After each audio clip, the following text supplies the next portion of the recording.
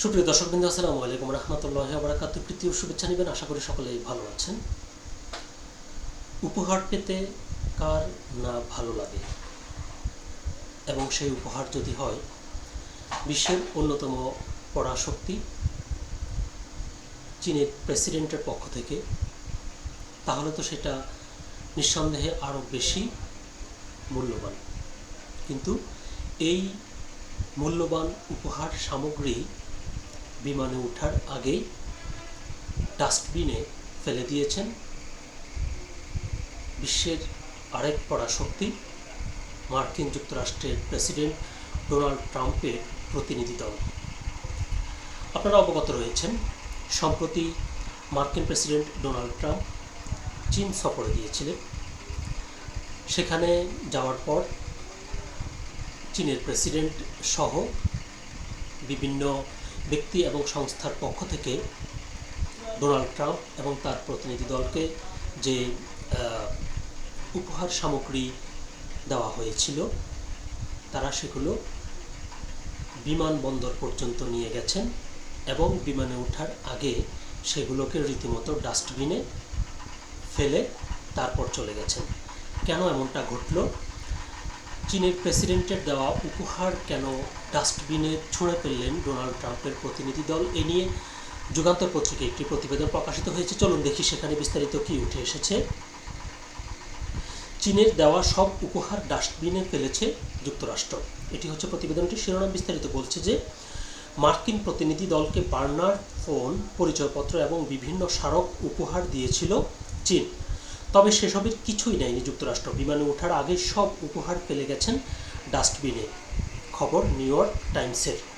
প্রতিবেদনে বলা হয়েছে, বেজিং ছাড়ার সময় চীনের দেওয়া কোনো উপহার সঙ্গে নেয়নি, বরং সফরের সময় পাওয়া সব চীনা সামগ্রী বিমানে ওঠার আগে ফেলে দেওয়া হয়েছে। শুক্রবার 16 মে ট্রাম্প ও তার টিম এয়ারফোর্স ওয়ানের ওঠার আগেই চীনা কর্মকর্তাদের দেওয়া বার্নার ফোন, পরিচয়পত্র, বেজ, প্রেস আমন্ত্রণপত্র এবং বিভিন্ন স্মারক ডাস্টবিনে ফেলে দেয়। কারণ হিসেবে তারা বলছে নিরাপত্তা শঙ্কা। এখন প্রশ্ন আসছে যে এই উপহার সামগ্রী নিরাপত্তার শঙ্কার কারণ কিভাবে হতে পারে? নিউ ইয়র্ক পোস্টের হোয়াইট হাউস সংবাদদাতা এমিলি গর্ডিন জানান, নিরাপত্তাজনিত কারণে চীনা উৎসের কোনো জিনিস বিমানটিতে নেওয়ার অনুমতি ছিল না। বিষয়টি কঠোরভাবে বাস্তবায়ন করে হোয়াইট হাউস নিরাপত্তা বিভাগ ও সিক্রেট সার্ভিস। তিনি সামাজিক মাধ্যমে লেখেন, চীনা কর্মকর্তাদের দেওয়া সব জিনিস সংগ্রহ করে এয়ারফোর্স ওয়ানে ওঠার আগেই ডাস্টবিনে ফেলে দেওয়া হয়েছে। চীনের কোনো জিনিস বিমানে নেওয়া হয়নি। মার্কিন গণমাধ্যম বলছে, সম্ভাব্য নজরদারি বা ট্র্যাকিং ঠেকাতে এই পদক্ষেপ নেওয়া হয়। দীর্ঘদিন ধরেই যুক্তরাষ্ট্র ও চীনের মধ্যে গুপ্তচর বৃত্তি ও সাইবার নিরাপত্তা ইস্যুতে উত্তেজনা রয়েছে।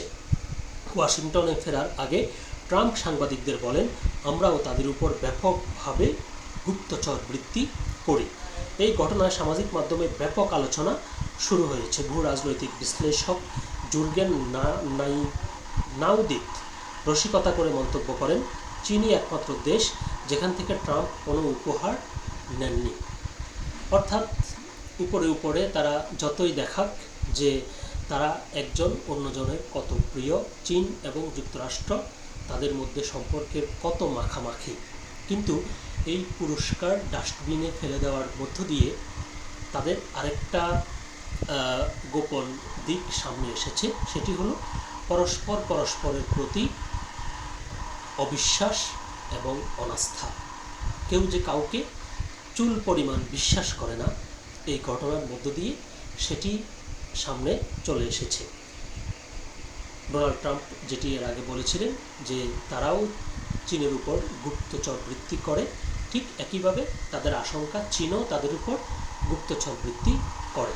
তো যেহেতু মার্কিন প্রেসিডেন্ট ডোনাল্ড ট্রাম্প এটি বলছেন এবং স্বীকারও করেছেন, এবং সেটি সত্যি যে তারা গুপ্তচর বৃত্তি করে, আর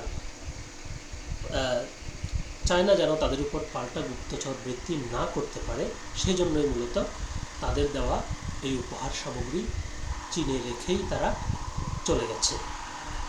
তো সকলে ভালো থাকবেন, সুস্থ থাকবেন। আল্লাহ হাফেজ।